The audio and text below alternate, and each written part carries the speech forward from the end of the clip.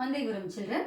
Now we are going to enter into the next chapter, that is lines and angles. Before we get into the actual chapter, we are going to do a recap of the geometrical terms which we have learnt in 7th standard. The first one is point. How will you define a point? A point is denoted by dot. It specifies the location of an object in space. We usually use the alphabets to denote the points. Next comes the line. Geometrically, we define line as infinitely many points joined together to form a line. So, a line extends indefinitely on both the sides. A line has only the length. It doesn't have thickness. A dot has no length and thickness. Line segment.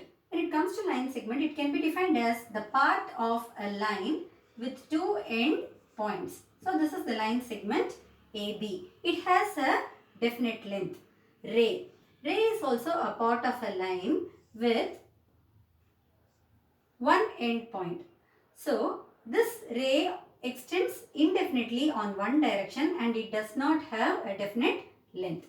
Now coming to the definition of angle. When two rays start from an initial point, an angle is formed. So let us name it as, this is the angle AOB, or it is named with the vertex, angle O. The rays are OA and OB. The rays are called the arms of the angle, and this point from where they originate is called the vertex. And right from 5th you are learning the classification of the angle as the zero angle, acute angle, right angle, obtuse angle, straight angle, reflex angle and complete angle. When it comes to zero angle, there is a ray, it doesn't move from its point, no angle is made, that is zero angle. The acute angle is between 0 and 90 degree, it is always less than L. Right angle is L, it is equal to 90 degree. Obtuse angle is greater than L, it is greater than 90 but less than 180 degree. And straight angle is equal to 180 degree. It is denoted by a straight line. This is straight angle. It is made up of two right angle. Reflex angle is greater than 180 but less than 360. And complete angle, you can see this ray, when it makes one complete round, it forms 360 degree called the complete angle. In acute, right, obtuse, everywhere you can see the angle is denoted inside the arm, and in reflex angle it is denoted outside the arm. Another important concept is the concept of collinear points.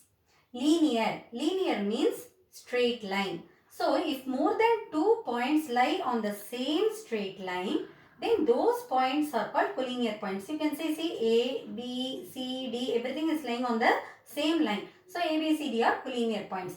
But here if you could see, A lies on this line and B lies on this line.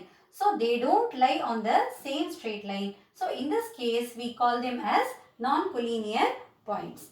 Now coming to the pair of angles. With pair of angles, we have learnt what are complementary angles. When two angles sum up to 90 degree, when you add two angles and if it sum up to 90 degree, they are called complementary angle. One angle is called the complement of other angle. For example, 40 degree. So what is the complement of 40 degree means? You have to subtract it from 90. So 50 degree will be the complement of 40 degree. Similarly, what is meant by supplementary angles? When two angles sum up to 180 degree, they are called supplementary angle. Now if the question is which angle is complement to itself, that means two angles must be equal. So those two equal angle, when you add, it should add up to 90 degree. So 45 degree is complement to itself. Similarly, 90 degree is supplement to itself. The next one is called the adjacent angle. For two angles to be adjacent angle, three conditions must be satisfied. Consider this picture. In this picture, how many rays can you find? You can find OA, OB and OC. Okay. How many angles are marked here? 2 angles are marked. What are the angles marked? They are angle AOB and BOC. So, what do they have a common arm? Yes. See, these two angles have a common arm OB. Yes, they have a common arm. Do they have a common vertex? Yes, they initiate from O. They have a common vertex. Then what are the non-common arms?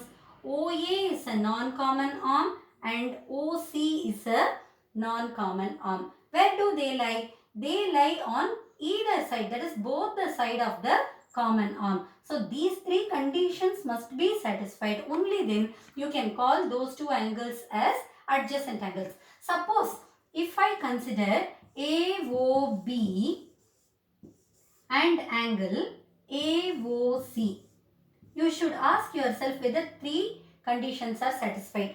Do they have a common vertex? Yes, it is O. Do they have a common arm? Yes, see, in this angle itself you can see OA is the common arm. Then what are the non-common arm? OB and OC. Where do they lie?